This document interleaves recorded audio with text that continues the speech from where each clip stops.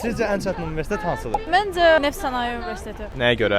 Sərbəst işlərdən çox verirlər uşaqlara. Məsələn, bir mövzudan 10 sərbəst iş istəyirlər və hərəsində 1 bal verirlər. Məncə heç də adil deyil. Sərbəst işdən 4-5 səhifə məzmun çıxartmaq lazımdır və sərbəst olduğuna görə də insan çox düşünə bilmir də o haqqda, bir mövzu haqqda. Sərbəst işləri hazırlayırlar, heç imtahan suallarını məsələn oxumağa vaxt qalmır. 7-8 dənə fən var. Eynən. Hamısından verəndə çətin olur. Daim qızı açıq orada oxuyur. Bəzi fənlərdən hansı ki çəkmək falan, orada çox dəqiqlik istəyirlər insandan. Çox çətin olur açığı, fikir vermişəm. Tam minimal şeylərə görə çox səhv tuturlar və bəl də kəsirlər. Bəs yaxşı, siz harda oxuyursunuz?